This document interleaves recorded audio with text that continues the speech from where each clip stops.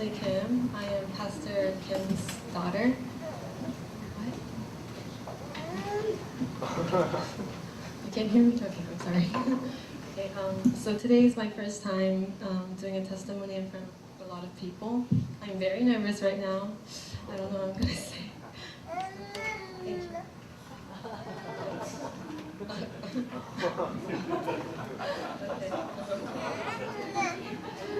First, I want to thank God that He has granted me permission to stand here and share my experience.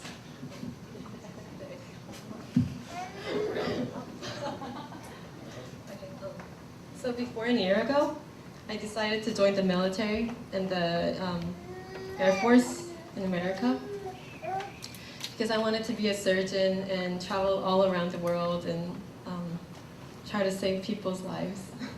So on July 26, 2016, I got my first date for basic training in the Air Force, and I wasn't excited when I got my date for training, but once I got there, military instructors, they came up to me when I was eating, and I was crossing my legs like this, and they were like shouting at me, they were yelling at me, "Don't cross your legs," and they were really scared.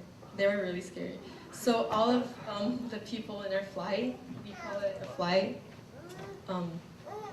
we had two male military instructors, and they kept yelling at us, and they kept ordering us what to do, commanding us what to do.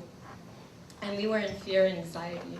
All of us were just scared, and we were like, oh, how can we survive in this situation?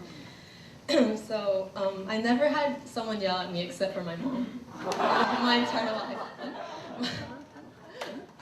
I had no, yeah. My mom was the only person who could yell at me. But there were two more male military instructors yelling at me. So I thought that, okay, those two people have authority. They had authority over me. So I thought, what is the only way that I can survive in this training?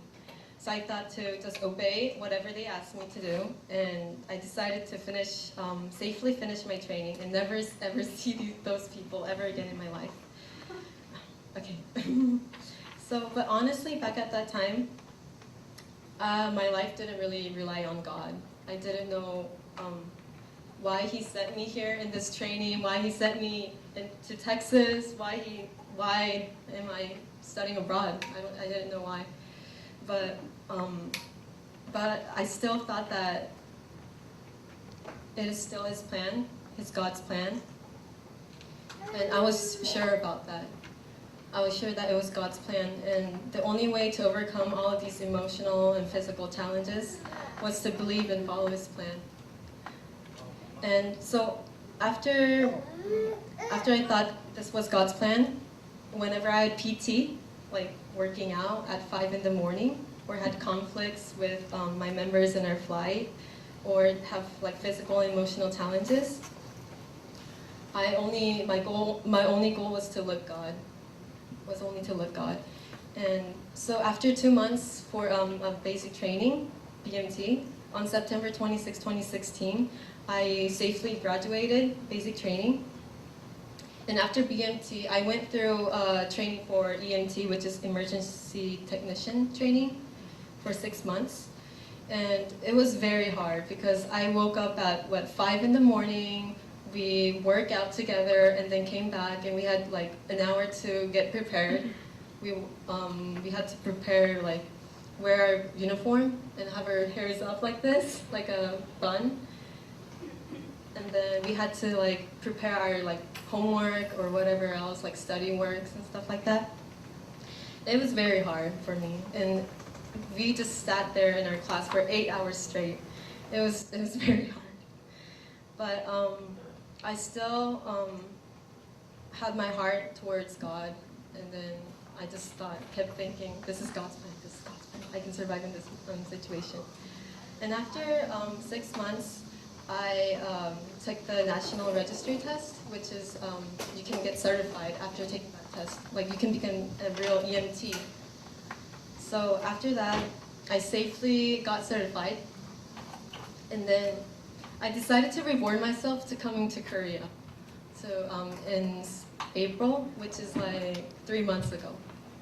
So I came here, and I thought everything would be fine, but I start to have conflicts with my mom, and because she asked me everything from head to toe. I'm sorry, Mom. I'm so sorry. But it's a normal thing. It's a normal thing. But I wasn't used to this because I was living on my own, and her security. I felt her love, but I just wasn't used to it. I'm sorry. So I decided to have my personal time and to think what was wrong with me and my mom. Like, why is it like this? Like, why are we having conflicts? Why are we fighting? So I started to. I escaped to Mrs. Yu's, Pastor Shin's home. I escaped there for a month. But I thought that this chance would be a chance to get closer with God. Not only that I wanted to escape from home, but I wanted to get closer to God. So I started to go to early morning worship, and I started to participate in the street evangelism for 2 to 3 times. And during those 3 months and those experiences, I learned that God has gave me a biggest gift, which was gospel. God has given me the biggest gift to me. Even though I didn't completed everything, like the street evangelism and then like going to early morning worship, since I'm going back to America, I still learned a lot from those experiences, and I still felt that God was with me all the time, even though I had really difficulties throughout my life. And He always listens to my prayer. Even though He doesn't respond to me, He still listens to my prayers. So after all of these experiences, I learned 2 things from God. First was patience. So whenever you're living throughout your life, there's going to be a lot of obstacles, right? There's going to be a lot of obstacles that you have to overcome. But I think you have 2 choices, because you can go with God. You can overcome that obstacle with God, or you can just do it by yourself. But just think about it, because which one's more beneficial to you? Which one's more beneficial? If you're with God and you overcome that obstacle with God's power, then it's going to be more beneficial in your life, and you can feel God's love throughout that difficulties. And then second was love. I want to reference Genesis chapter 3:7, 20 and 21. I will read it for you guys. Then the eyes of both of them were opened, and they realized they were naked. So they sewed fig leaves together and made coverings for themselves. Adam named his wife Eve because she would become the mother of all the living. The Lord God made garments of skin for Adam and his wife and clothed them. So after reading this verse, I learned that even though we're sinners, and we try to hide ourselves from that sin, God still can see everyone, like every single sin that we have made, and we cannot cover those sins. But He still doesn't let us go. He still doesn't give us up, and He still covers us with His warm heart. And His embrace is the most safe and secure for us. Is the most safe and secure. And you never know how God will approach you in your life. You will never know what kind of situation He will come up to you and say, hey, like, come to me. You will never know. But I hope you guys will prepare for that too. So I realized that I shouldn't look towards the past, but I should look straight forward and follow God's path. And should never forget how big He is in our life.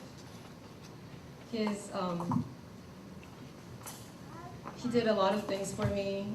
He done a lot of miracles to me, and I felt His love and His grace throughout these 3 months in Korea. and I hope I can continue on and learn God's grace more, and come back to Korea in winter. Thank you for listening, and